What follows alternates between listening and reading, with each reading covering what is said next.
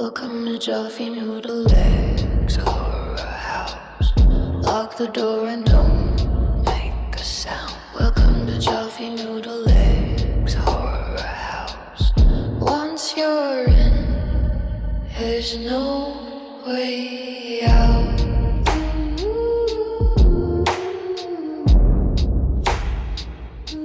Hell yeah.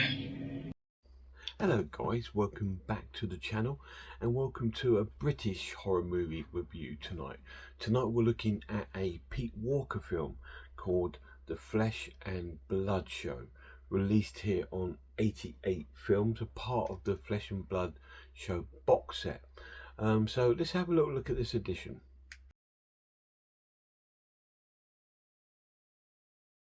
So here is the physical release of The Flesh and Blood Show by Peter Walker on Blu-ray by 88 Film.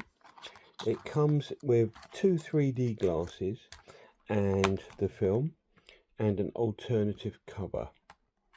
Obviously this film has two versions of it. It has the standard edition and the 3D.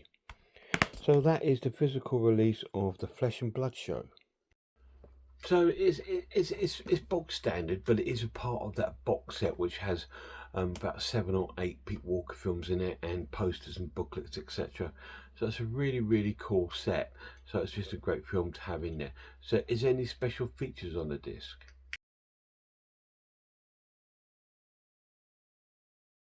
So this is the main menu for The Flesh and Blood Show by Peter Walker. Your special features on this disc: audio commentary from Jonathan Rigby, who does quite a few things with the Hammer films, and Keith Lyons. The Flesh Show, an interview with actor Stuart Bevin.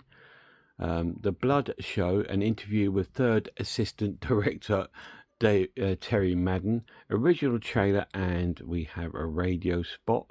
And on your setup, you have 2.0 audio. And that is the special features on the Flesh and Blood Show. Yes, there's a number of special features, a few audio commentaries and interviews and that. So it's a pretty cool addition to the set. So let's get to the story. So this is a little bizarre kind of film. It plays out a little bit like a giallo in a way, where we don't know who the stalker is in the film. I can't really say killer because there's not really many kills in the film. We have a group of young actors all going to this Eastville, looks like Eastbourne actually, theatre by the seaside to practice a upcoming play at this pier sort of stage, on this pier, and they want to take it to the West End. So they all go down to the coast to do this Flesh and Blood Show, which is the show that's supposedly happening. And they go down there, and we get loads of sort of like bonding with relationships. Some stunning women in this film, absolutely stunning. And then we've got Roy Brooks stars in the film. Now, if you don't know who Roy Brooks is, I know him as the voice of Mr. Bean, not Mr. Bean, Mr. Ben, the children's TV show, the 70s. He did all the narrations for Mr. Ben. So that's how I know him. So it's fantastic to see him in there.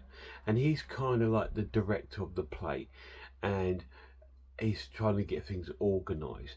And when they get to this theatre, all bizarre things start happening. It's almost like a sort of they see mutilated bodies and beheaded bodies from like a guillotine. Looks like a real body, but then when they go back and call the police, it's a mannequin. So someone's playing these sort of tricks, and then there's one guy there called John, who's the creepy one, if you will, and they all think it's him that's playing these tricks. And one of the girls gets attacked, and they think it's John, and John goes missing. But then we find out it's not John, because John's body turns up. He's actually killed. And again, we see another one of the girls getting like attacked, at night and sort of like, but manage to survive, and that's the only sort of deaths in the film.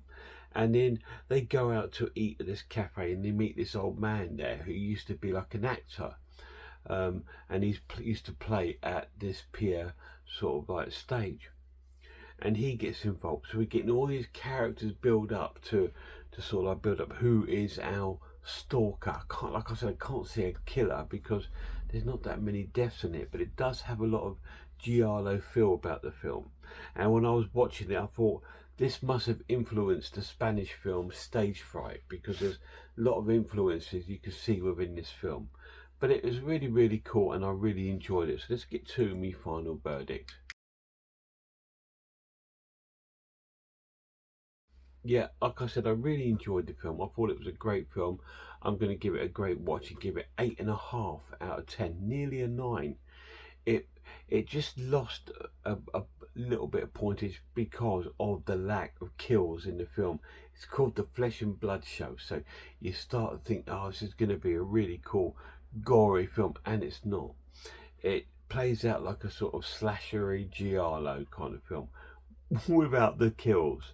But it's still a really cool fun watch. Now, the pluses of the edition, it does look really nice. The transfer is really cool. I love the aesthetics of the film. I love the 1970s. This is a 1972 film, British horror film, and I loved all the sort of scenery and the costumes and the way the fashions, the way they all looked. It looked absolutely amazing.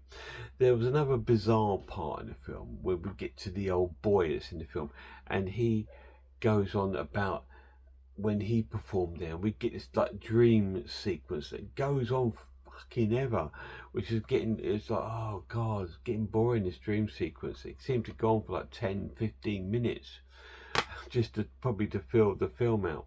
Now I didn't, and the other plus about it is that you do have a 3D edition. Obviously I've got the film in the player there, but I didn't watch that. I watched the standard 2D. But it was a good fun watch and a really cool addition to my collection. Massive shout out to my lads. See you soon, guys.